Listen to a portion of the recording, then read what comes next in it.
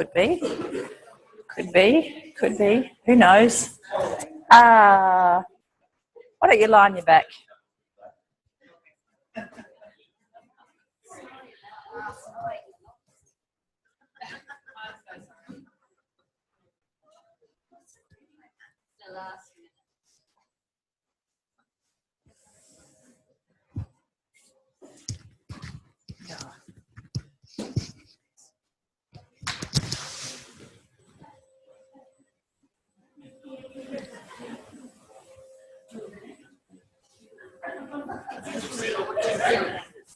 Oh, where's Sue?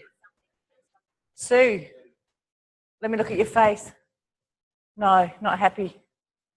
Oh, bastards. They're on drugs, Sue. Everyone in Sydney's on drugs. We know that. Oh, sorry. Oh.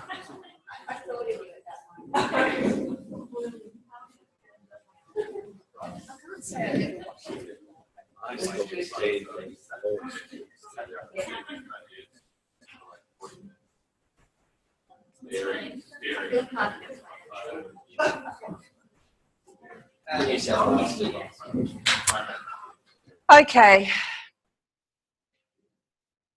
So often there's a little, sort of after the exam kind of feeling in the room after the ATM teaching yesterday. You're feeling a little bit frivolous and hysterical? No. Ray's feeling frivolous and hysterical. He's doing a dead ant on the floor.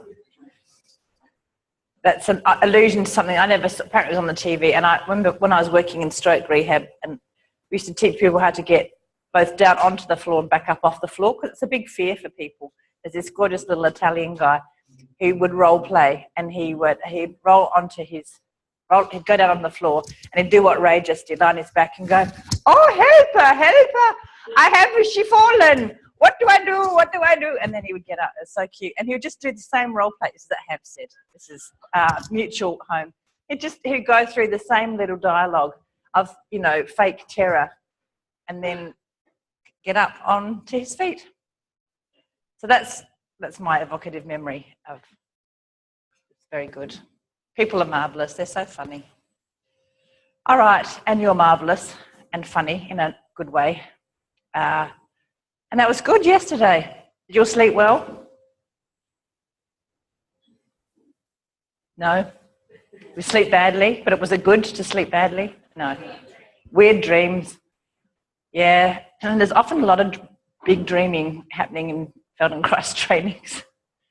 All sorts of funny things happen. Did you have big dreams in our segments? My stomach used to go mental, and I'd have big dreams. Like, weird. Yes. Did you? Oh, really? Yeah, that's interesting. The subconscious question or the other occupational question? Okay. All right, well, let's start with, we'll do a little bit of a reprise of the ATM with the interlacing the fingers and toes. So that means socks off. And if your feet are a bit stinky, I've got the most beautiful smelling flowers up here from Dan. You're allowed to come and have a sniff, but they're on rations because it's delicious. You can rub it into your toes. It's Daphne. I've tried to grow Daphne and gardenias, and there's another smell of a flower like that I really like, and I just can't grow it in Adelaide. It's too bloody hot. Too dry, I think. Stick gardenias in a pot, yeah. So then you've just given them the kiss of death. Me and pots. I travel too much. I travel too much for pots. I know. You can say automatic dripper system. You can say all sorts of sensible things.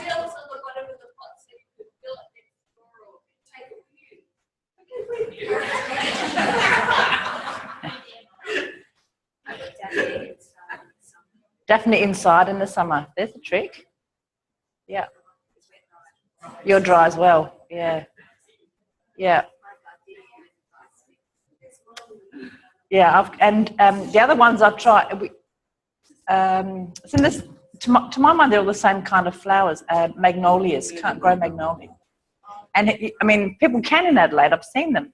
But I come over here in spring and the magnolias are, oh, those big port wine ones, they're sort of similar colouring. Oh, so beautiful. Anyway, clearly I'm a bit hysterical too. Right, lie down on your back.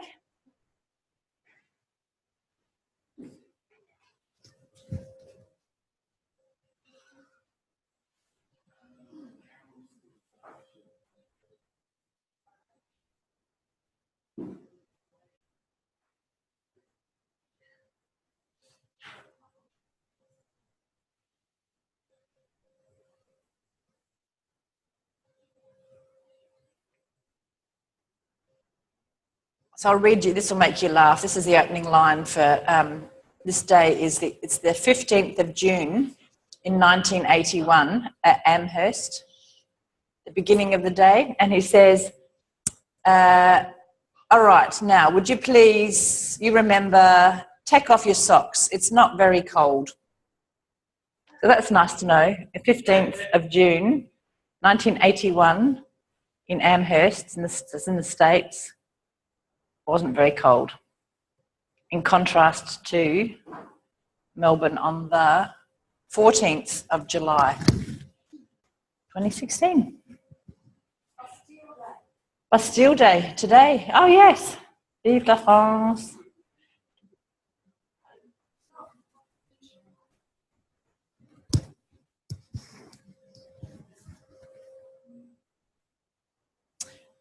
So he's asking to please sit. And remember what you did with your hands and your feet. Just remember, which means thinking, right? Thinking of sensing and thinking of doing, but not doing.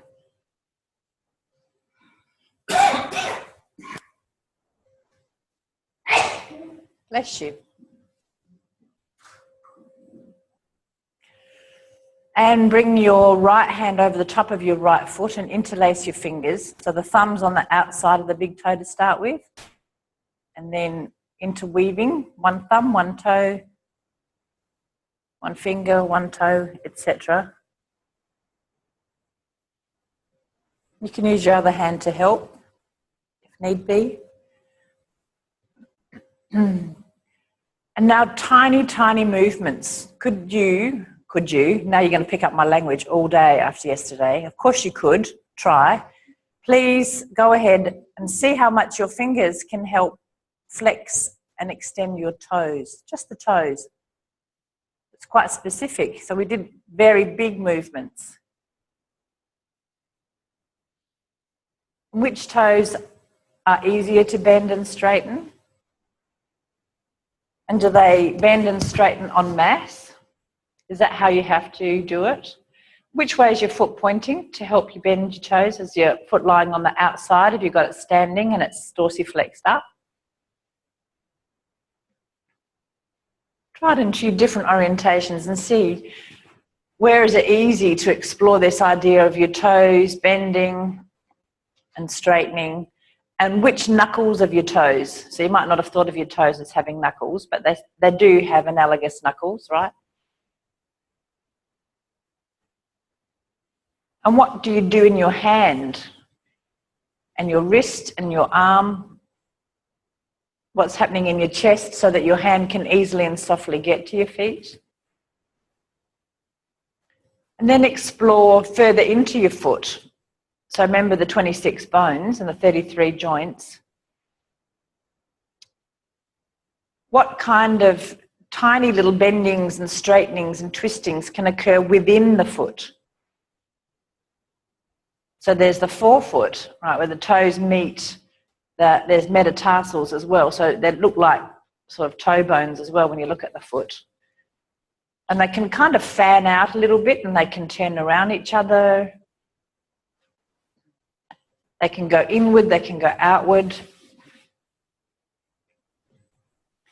We're just exploring, we're interlacing fingers and toes. Karen, you can just rest and imagine for a while. Catch your breath, no hurry.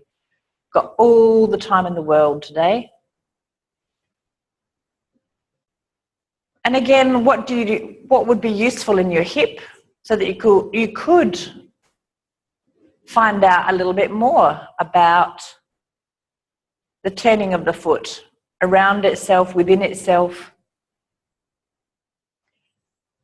and then extend your attention to explore the joints further towards the ankle. So the midfoot meets the hindfoot. So the hindfoot are those bones that your teachers introduced 2 days ago. The heel bone and the talus, and then the lower ends of the bones of the shin. Bless you. You're safe now. You're blessed, that's right. Exactly. No devils enter your body while you're vulnerable.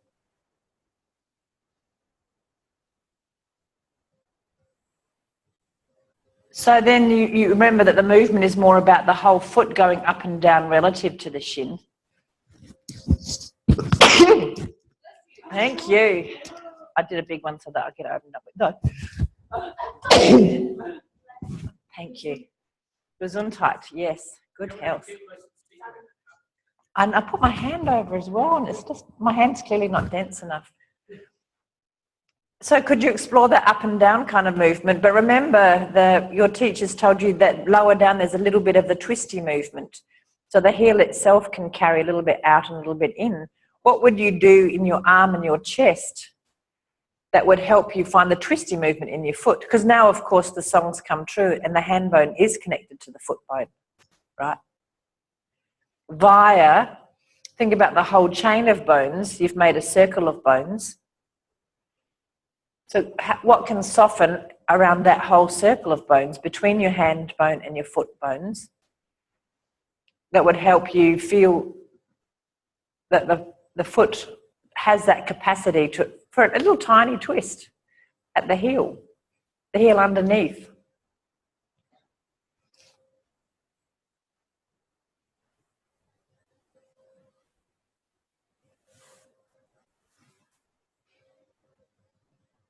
And then what would happen to your organisation if you wanted to lift the whole foot up in the air? How would you shift your weight? Yeah. So when we want to make something lighter, there is a little weight shift, and it can be a little one or it can be a big one, but that's the kind of preparation that we want you to catch, because it's so habitual, so kind of overlearnt. We want to just catch it and see, is that the best weight shift? So where do I go? Where do the other bits of me go for that foot to get light so that my hand can lift it?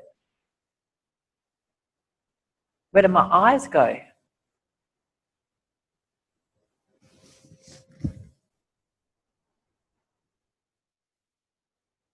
And could you lift your foot and have a bell movement happening within your foot produced by your hands? Now that could fritz your head, couldn't it? So you're going to flex and extend your toes in that kind of rhythmic way with your hand on your foot and lift it up in the air. And feel free to struggle. It's really, really hard, like really hard. Just joking. Some of you are starting to frown. I just thought I'd play up with you a bit.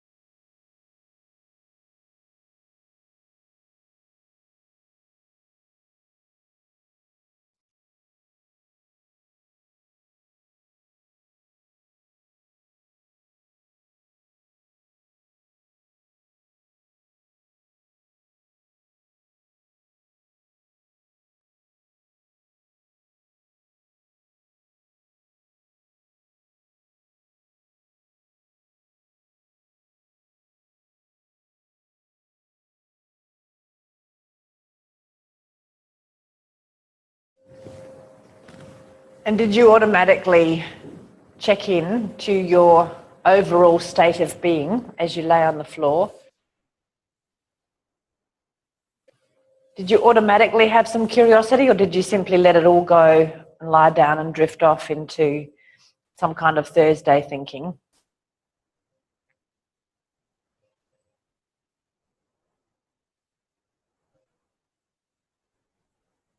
What did you find out if you did ask that question of yourself? How did that exploration, which had no main purpose other than exploring, influence how you now sense your right foot compared to your left foot, your right hand compared to your left hand?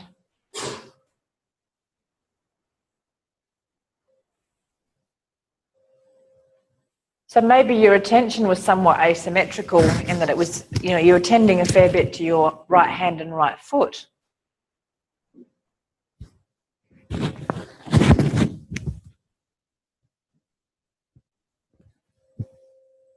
But the whole of you was involved, wasn't it? So when you shifted your weight, almost all of you were moving your weight more onto your left buttock. So could you reproduce that in your imagination? That in order for your right leg to become free, your left side had to become very good at taking the weight. And how many times in our daily life is that the case, where in order for something to move and be dexterous and light and accurate, another part of us assumes the responsibility for our stability, to be our base. But in that instance, it was a very mobile base.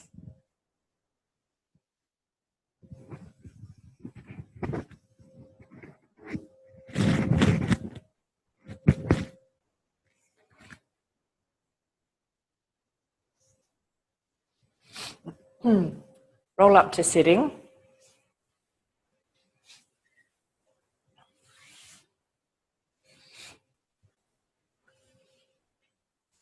And with your left hand, so the palm of the left hand towards the sole of the right foot, interlace your fingers between the toes.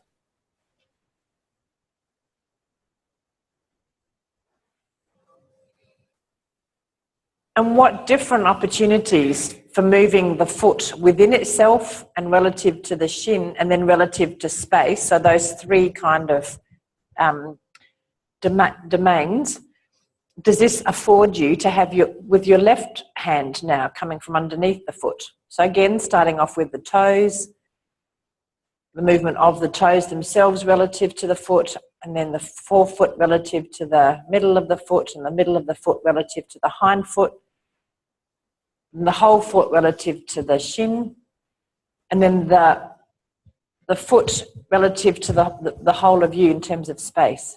If that makes sense. So I'm not going to say any more, just go ahead. And how quickly and inefficiently, but still exploratively. Yeah, still got the language problem happening this week, haven't I? You can get lost in exploration. Can you not be lost in the exploration? Can you know always where you are? But you're holding on to the purpose of it quite lightly, because the purpose isn't huge. It's just to explore.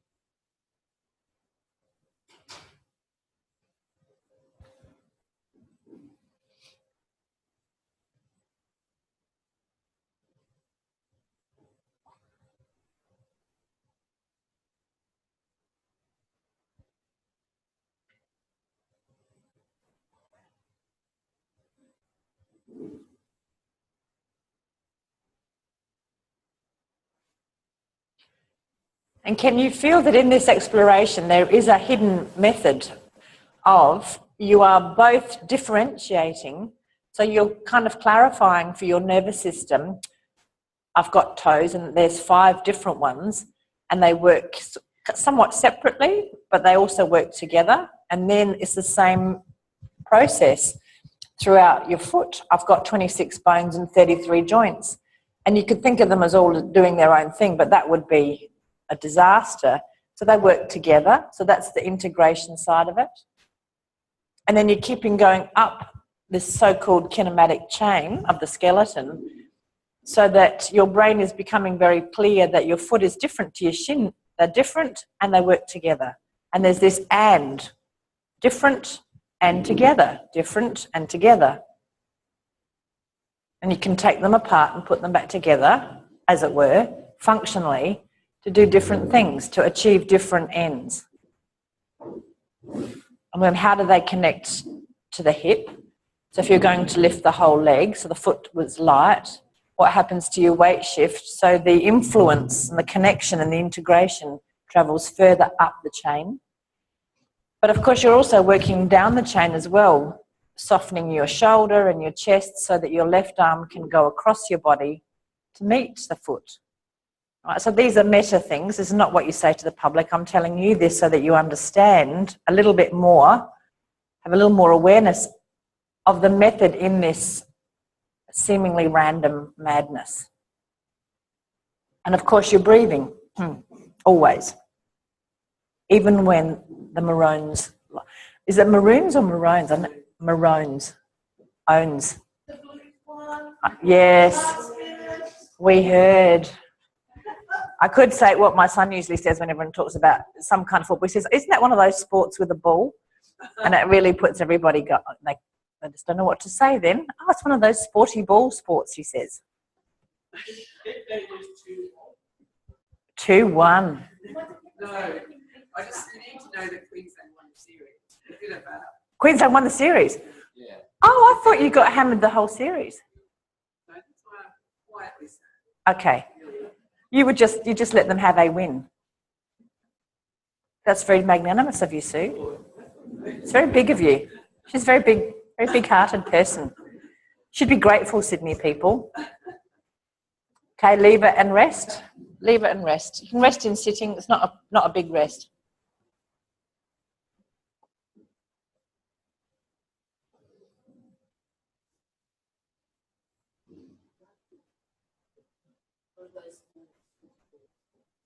Sporty ball sport, that's right.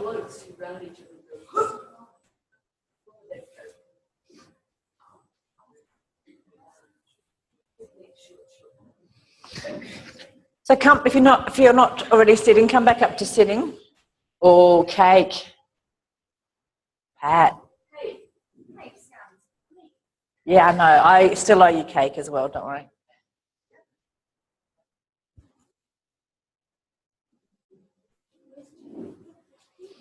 So stand on your knees.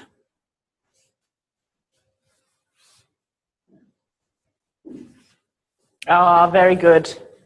Very good. Yes, 2 smarty pants. Well done. Sorry. No, it's good. So yesterday in my groups, I often invited people to have an evil twin on the floor who would just make facetious responses to dumb statements of the teacher. So there were 2 evil twins who just literally stood on their knee. But I did say knees. Evil twins. Got you. 1-0.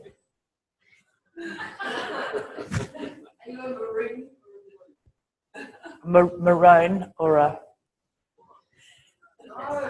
I have almost no sporty genes at all. No, just can't. I haven't got the attention span for sport. Could you reach back and with your right hand find your right toes and interlace them? You can bend. You can twist. So it will be palm to palm, palm to sole.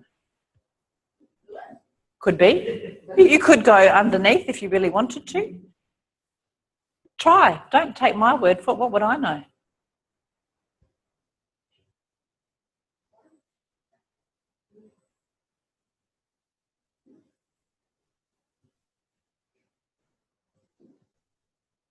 Go carefully because the hammies can go quite short, get a bit crampy.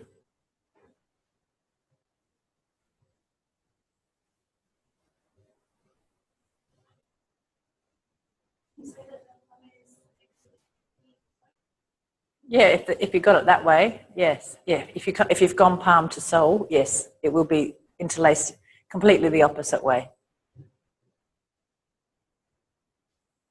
And how easy is your foot to explore in this position? So you can't see it, it's behind you. Are you still interested in it when it's out of sight? It's out of sight, out of mind?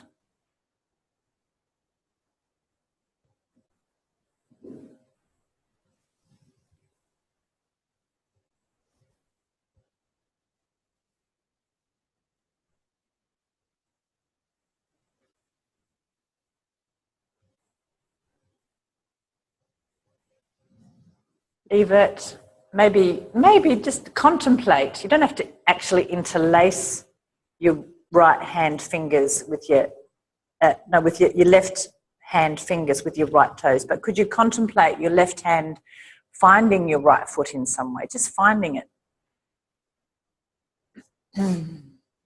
So your left hand's finding your right foot, and the fingers and the toes could kind of introduce each other, as if this might be something that, you know, like a work in progress, as it were. There is a whole series of lessons like this I taught in maybe it was Perth. You put your hands on your heels. So this is demanding. Just have a feel. What would need to happen in your hip? And again, for some people, if your hips are straight and your knees are really flexed, your hands might get a bit tweaky. Just know that that's a possibility. They're very short in this position, which means they can, you know, get a little bit hungry, a little bit starved, as it were. And you're breathing, good, lever, and line your back.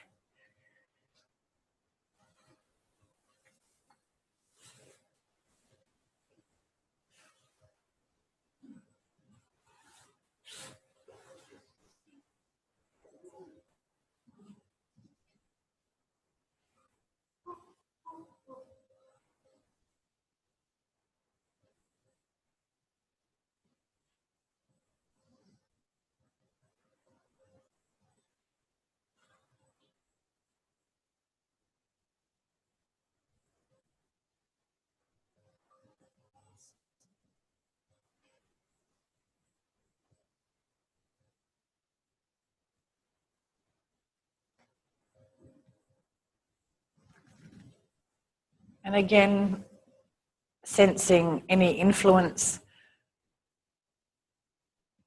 of the movement, these explorations between your right hand and your right foot, your left hand. Is your left foot feeling a little left out?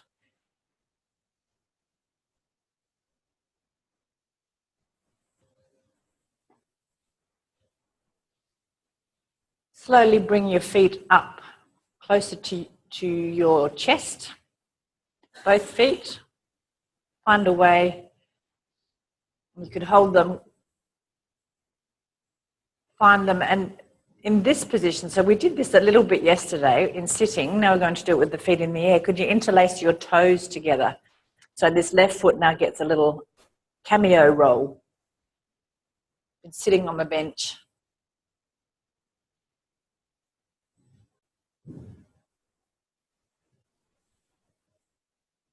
And what, you know, be satisfied with good enough introduction. If the soles of the feet are happy enough being somewhat together, maybe it's just the two big toes that can kind of catch hold of each other. They have this sort of almost prehensile, grippy kind of capacity.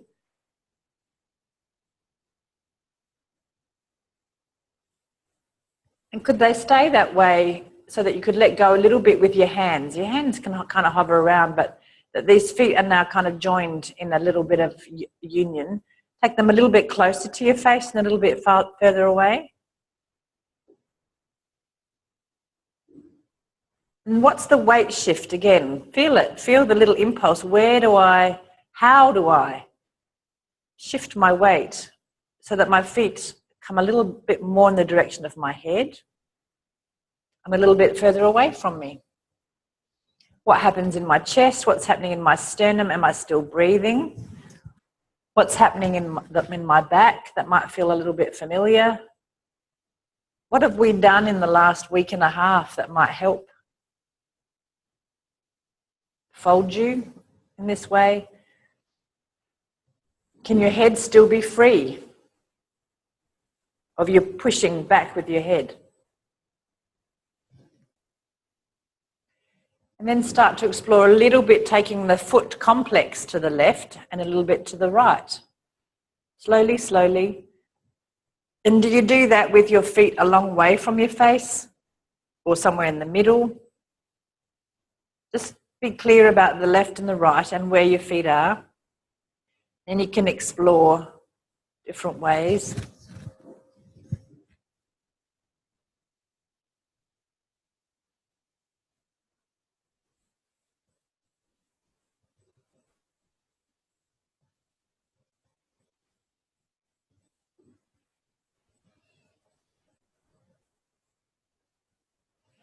So people are lengthening and shortening at the knees.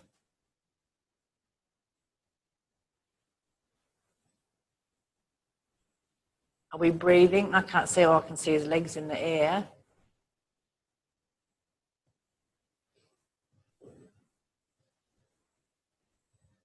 Is there something about bringing your feet up towards your head and then away from you, and the lengthening and straightening of your knees, exploring in that plane, so towards and away from your face, that you, with your hands maybe on the floor beside you, that you could find a way to roll up to sitting? Don't force it. It's just a possibility. So some people are rolling via a side, which is fine. Some people are rolling straight up, which is fine. It's all fine.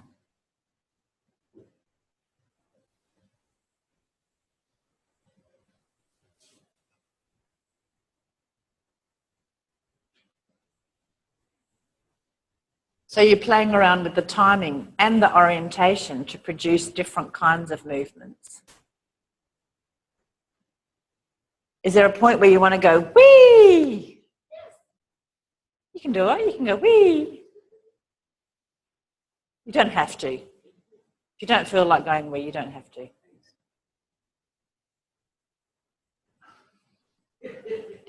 Your internal voice can go wee.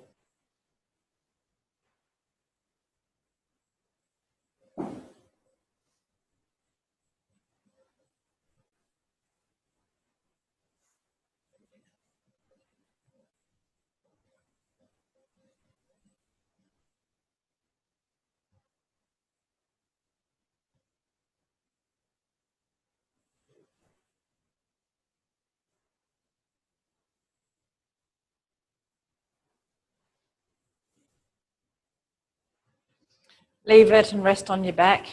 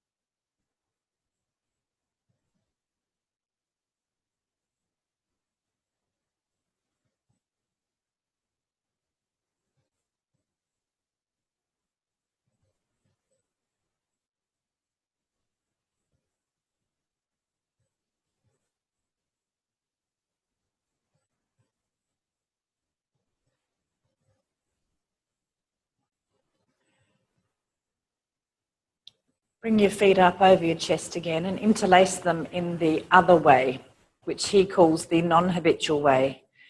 And there's lots of brackets, laughter, in the room in Amherst, because clearly people felt that they didn't have an habitual and non-habitual way of interlacing their toes.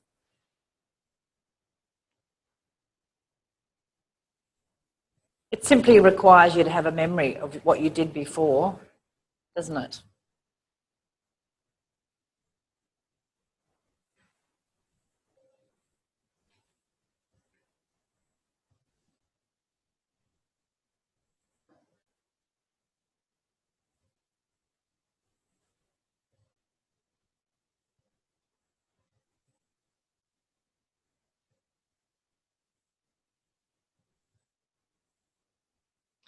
Now keep hold of your feet. So hold on, or somewhere that's comfortable. It might not be your feet, it might be your ankles or your shins. And start exploring, taking your feet a little bit towards you and a little bit away from you. Now with your hands, so you've got this connection. And so it's light. So imagine holding your feet as delicately as if it was somebody else's feet. We often much harsher on ourselves than we are with other people, and this is both, in our language, in our emotional handling of other people, and in our physical handling. We are often much kinder. So could you be kind to your own feet as if they were somebody else's? And play around with forwards and away towards your face and away a little bit. And then when you're satisfied with that, remember another one was your knees straightening and bending. So that will take your feet more to the ceiling a little bit. So you still have this connection between your hands and your legs at some point that's reasonable, that's doable.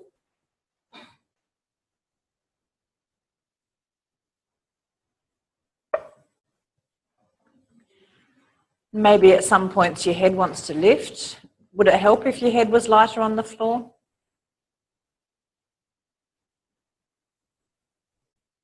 Very gently then a little bit, your hands and feet complex going slightly to the left and to the right. So you might find a tipping point, right? This is where you kind of fall, but you don't have to fall if you don't want to. These are great lessons. Finding these balance points are great lessons for people who are frightened of falling, because you can practice that sensation and the recovery. Breathing. Notice if there's a little push somewhere. So this idea that we're exploring about, can we shift weight by lifting, not so much by pushing, levering off something.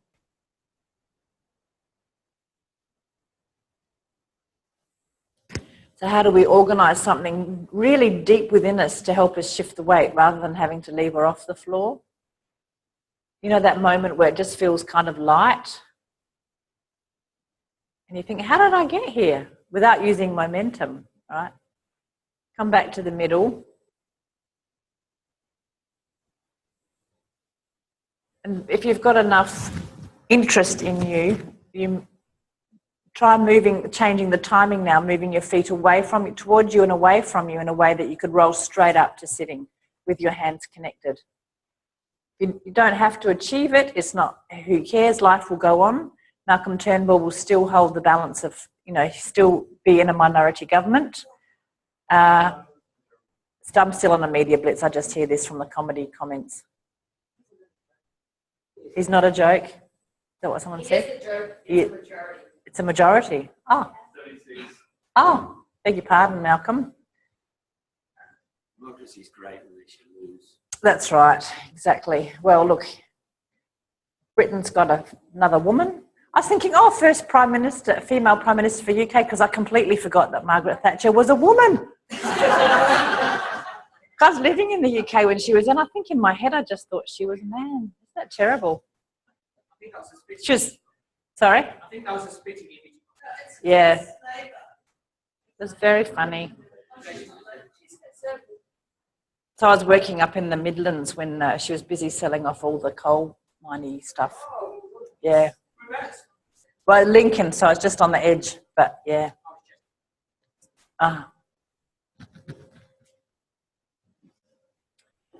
Very nice. When you're sitting, you can leave it and roll onto your back. Find a way that you'd like to roll onto your back.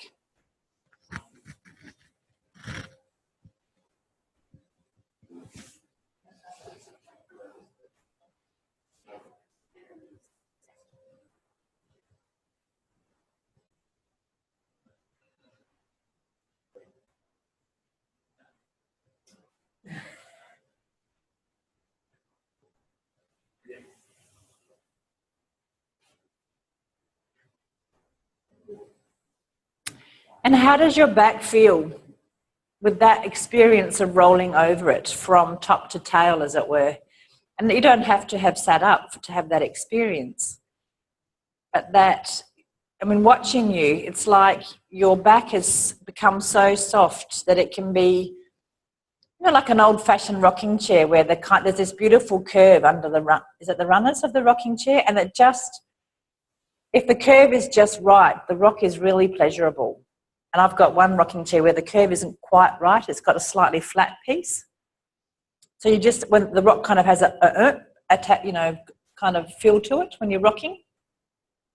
Very interesting, which is what my back has when I'm rocking because of past misdoings. So how is your rocker? How does it feel to rock along the length of your spine?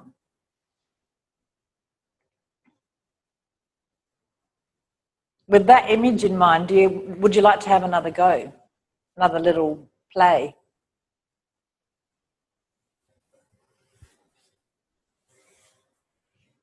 And interlace your toes. I think that's a really useful constraint, as it were. Now you can experiment with whether you have your hands in the vicinity of your feet or whether you have them free. There's something about having done both that is very useful if you're wanting to teach this lesson. There's something about there being a relationship between your hands and your feet. And you think you can kind of, if you're watching, you can see why. In that having the arms forward, it helps the head come forward. Then, of course, once you've realised that the head can come forward, the hands can do what they like. You could do an arabesque with them somewhere else and you would still roll up. And it's the timing, right? And the changing of the orientation of the face and the head. And getting this sense that your back can be long. Wow, so you can smack the floor because it's naughty. That's timing, right? You can hear timing. And it doesn't matter if you're not rocking along the whole length of you. Just get what's enough of a sense of rocking to have a sense of rocking without efforting and without holding your breath. And you can almost imagine that you're kind of massaging out the kinks in your spine. And then it can actually get slower. So some of you are coming up really super slow and it's like reversible. Who knew? And that's fine. I'm not telling you this because I want you to all compete and play sporty balls or whatever competitive thing you do. But just get a sense that that would be possible and that I could explore the length of my spine. Even that I could use the floor to touch the different parts of my spine. It's very, very useful.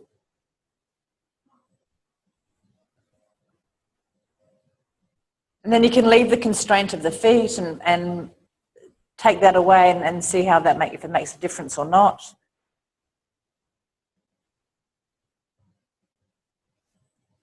Feel the tipping points. Feel if you like my rocking chair with a little flat bed in your spine. How does that work?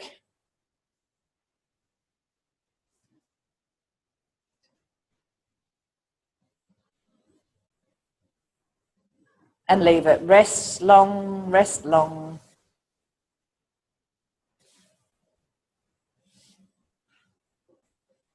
I'm sure there were lots of little internal voices going, wee, then I'm sure. They just looked like there was a little bit. There's a lot of frowning as well. Bit of achievement, orientation. Perfectly fine. You were brought up to work hard. So I was brought up Methodist. We were told it was the Methodist work ethic. And then, you know, when my world broadened a bit, then it became the Protestant work ethic. And then my world broadened a bit more and I realised there was also a Catholic work ethic. So I'm sure, you know, Muslims have a work ethic and I'm sure Hindus have a work ethic that they adopt. Isn't that funny? We all think that our little patch has the work ethic. And in Feldenkrais, it's in a weird way, it's kind of it's not the exact opposite. It's not that we don't have a work ethic, but we introduce play into that ethic. So there's this discipline, but also this freedom. Every now and again, the work ethic comes in and I can see people's will often in their face. You'll see it when you're teaching, excuse me, when you're teaching as well.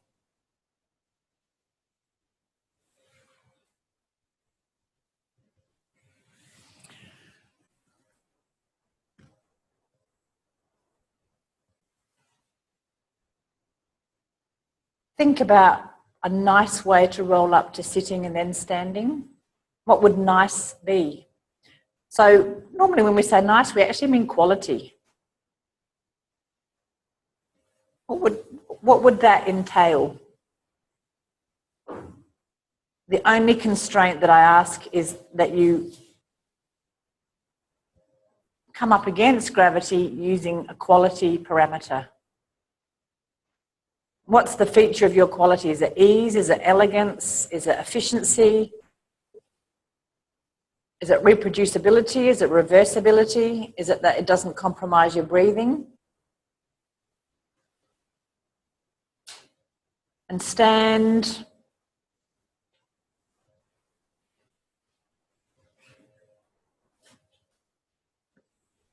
And collect your thoughts and your senses and your feelings in standing. So what's the residue, as it were, in your nervous system from that ATM? You could think in terms of your muscle tonus.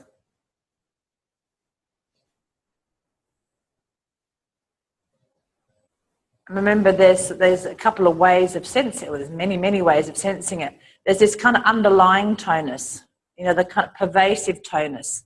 Do I overall feel very lively now, or do I feel very calm, or do I feel like I want to go to sleep, or that pervasive background tonus? There might be little spots where you feel like there's more work or less work, so those focal areas. Or maybe the focal areas aren't so focal.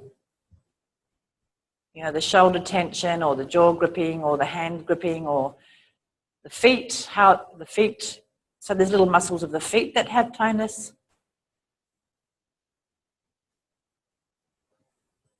And how does that map to your emotional tonus? Again, with that pervasive background. What's my background tonus? Am I still mildly, you know, is there a sort of a pervasive anxiety from yesterday, or is it a relief thing? What's the pervasive background? And then there might be a foreground and a little spots of emotional tonus. You know, the sense of achievement, or a sense of failure, or a sense of I don't care, or a sense of irritation, or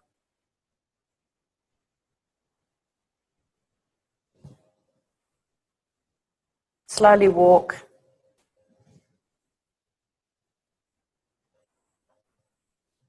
And what does that do to the tonus in any of those meanings?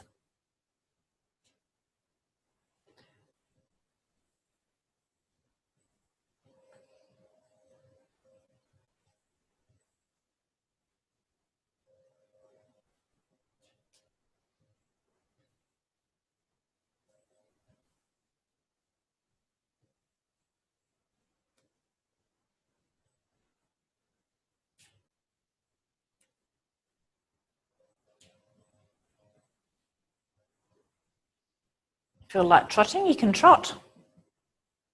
So, you know, see how our actions come out of our feelings and our senses. If you feel like trotting, trot. If you feel like stopping and just standing and being very still within yourself, do that. But really see where your tendency would take you. Or you could do either. You could trot, or you could go to sleep. You could wiggle, you could dance, you could sit down, you could... it's too early for a cup of tea, so you can't do that. No. Find a group of 4. That's what your inclination is telling you. I want to find a group of 4. You can put your socks back on. You can put your socks back on.